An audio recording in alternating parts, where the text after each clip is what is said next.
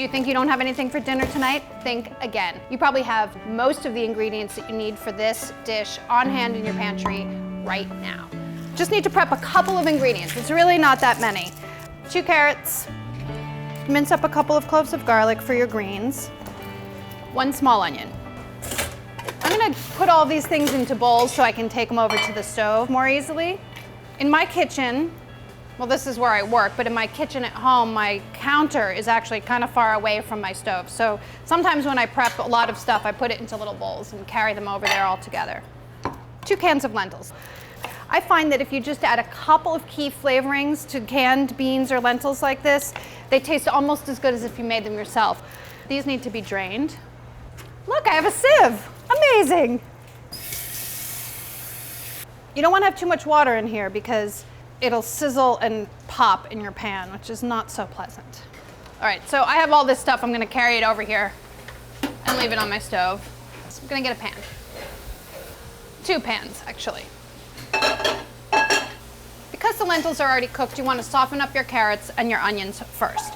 So just saute them with a little bit of salt. Don't go too crazy because canned beans, lentils, stuff like that, they're already seasoned. This is gonna take a couple minutes. While you're doing that, you can wilt your greens, a little bit of oil, those garlic cloves, put those in.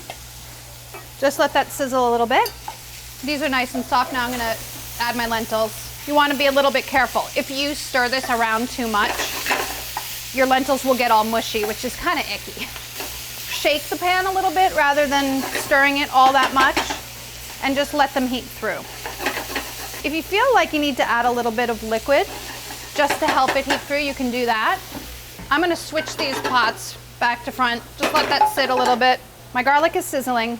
You can use any kind of green that you want that's tender enough to wilt down really quickly. I'm using spinach, about 4 cups for 4 people, but if you're making this for 1 person, a handful or 2 is perfect. So when you add something like spinach to a pan, you're gonna think, oh my gosh, I'm never gonna be able to fit all that in there. Just give it a few seconds, it wilts down, then you can add a little bit more. And my secret ingredient, but I love cilantro with spinach. It's such a great, unexpected flavor. And because they cook together and they wilt and they look like it's all the same thing, no one even knows it's in there, but there's this special flavor. So add a handful of cilantro if you like cilantro, basil if you don't, or nothing. You could have removed the stems if you want. They don't bother me, so I left them in, but you can take them out.